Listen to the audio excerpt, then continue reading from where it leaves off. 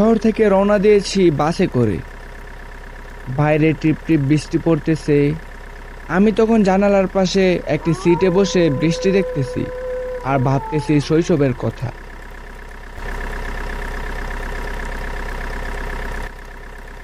অনেক দিন হলো দাদুর বাড়ি যাই না। ছোটবেলার কত স্মৃতি জমে আছে ওখানে। আর তেঁতুল গাছটার কথা মনে হলে তো চোখে পানি চলে আসে। সব বন্ধু বান্ধব মিলে স্কুল ছুটির পর কতই না দুষ্টুমি করেছি ওই গাছের উপর উঠে। আহ, কি ছিল শৈশবকালটা, কতই না সুন্দর ছিল।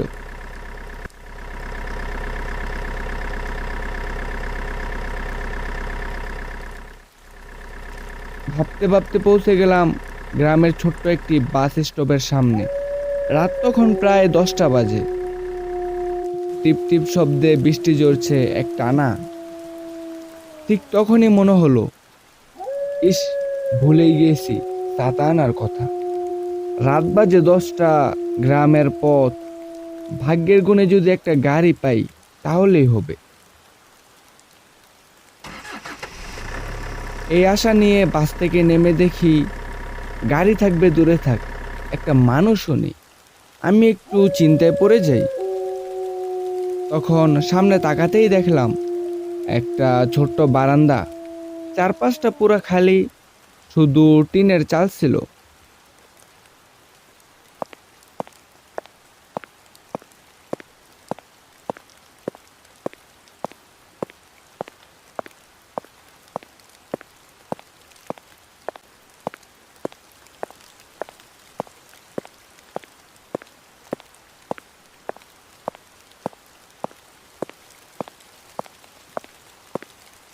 তখন ওখানে গিয়ে আমি দাঁড়াই।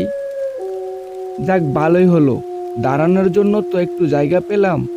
কিছুটা অপেক্ষা করে দেখি বৃষ্টি থামে কিনা। যদিও না থামে, একটু কমলেই রওনা দিয়ে দিব। একটু পর আমি লক্ষ্য করলাম পিছনে একটা ঘর।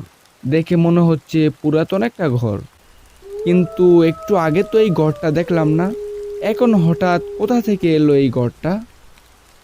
নাকি আমি খেয়াল করিনি? মনে হয় আমারই ভুল।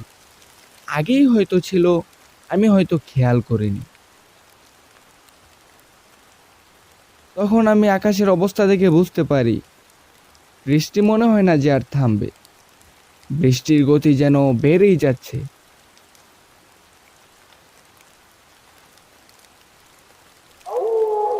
ঠিক তখনই শুনতে পেলাম একটি মেয়ের কান্নার আওয়াজ।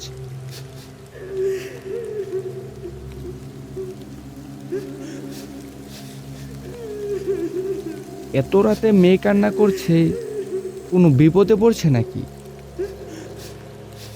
তখন আমি আশেপাশে তাকিয়ে দেখি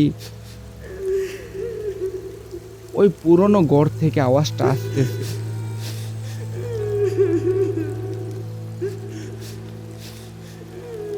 তখন মনে হলো হয়তো কেউ বিপদে পড়ছে।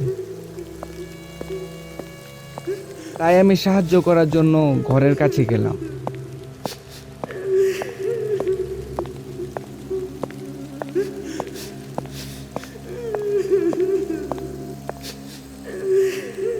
এই যে, কে আছেন ওখানে? আপনি ঠিক আছেন তো? এটা বলার পরেই কান্নার আওয়াজটা থেমে যায়। আমি তখন আবার বললাম, দরজাটা খুলুন, আমি সাহায্য করতে পারি যদি কিছু হয়ে থাকে। তখন ঘরের ভিতর থেকে ভেসে এলো একটি মেয়ের কণ্ঠ। চলে যান, আমাকে বিরক্ত করবেন না, আমি একা থাকতে চাই। আমি একটু অবাক হলাম, এটা কি, মেয়েটি কান্না করছে, তাই আমি আসলাম সাহায্য করার জন্য, এখন আবার আমাকেই তাড়িয়ে দিচ্ছে। আমি তখন কিছুক্ষণ ওখানে দাঁড়িয়ে থাকলাম, তারপর ফিরে যাই চালের নিচে।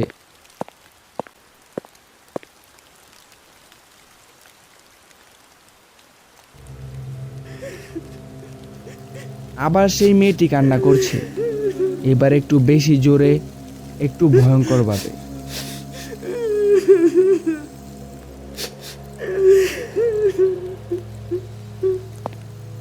আমি তখন আর থাকতে পারলাম না, আবার যাই ওই ঘরের কাছে।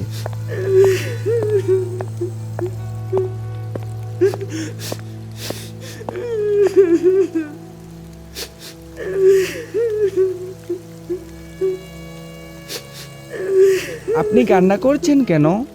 বলেন আমায়, আপনি কি কোনো বিপদে পড়েছেন? আমি আছি সাহায্য করার জন্য, দরজাটা খুলুন। এবার মেয়েটি একটু জোর গলায় বলল, আপনাকে বলেছি আমাকে বিরক্ত করবেন না, এটা আপনার ভালোর জন্যই বলছি। আমি তখন একটু থমকে গেলাম, তবুও বললাম, আপনি কান্না করছেন, তাই আমি সাহায্য করার জন্য আসলাম, দরজাটা খুলুন। হঠাৎ দরজাটা খুলে যায়।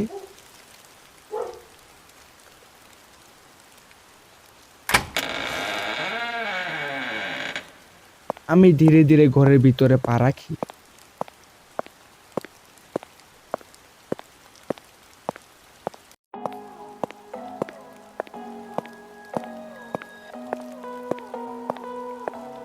ঘরের ভিতরে ঢুকতেই দেখি কেউ নেই, এমনকি একটা খাট ছাড়া আর কিছুই নেই। এখানে তো কেউ নেই, কিন্তু এতক্ষণ তো কথা বললো, আবার কান্নাও করলো। হঠাৎ পিছন থেকে ভেসে আসে সেই মেয়ের কণ্ঠ। বলেছিলাম তো বিরক্ত না করতে, এত দরদ কিসে? এখন তোকে কে বাঁচাবে? আমি তখন ঘুরে দাঁড়াই, দেখি সেই মেয়েটি সামনে দাঁড়িয়ে আছে, কিন্তু তার চেহারা এক ভয়ঙ্কর রূপ ধারণ করা। তার চেহারা দেখে আমার শরীর পুরো ধক ধক করে কাঁপতেছে। আমি তখন চিৎকার দিয়ে দৌড় দেই ঘরের বাইরে।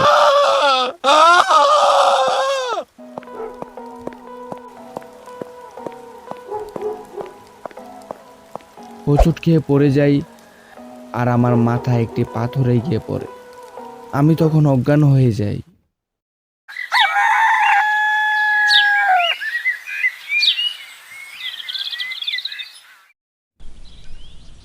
সকালে আমার ঘুম ভাঙে, নিজেকে খোলা মাঠে পড়ে থাকতে দেখি। চারপাশে তাকিয়ে দেখি কেউ নেই। তখন ভাবি, কাল রাতে কি সত্যি এইসব ঘটেছিল, নাকি এটা একটি দুঃস্বপ্ন ছিল। পিছনে তাকিয়ে দেখি, যেখানে পুরাতন ঘরটা ছিল সেখানে এখন কিছুই নেই। ভয়ে কাঁপতে কাঁপতে আমি দৌড়ে দাদুর বাড়ির দিকে রওনা দিই।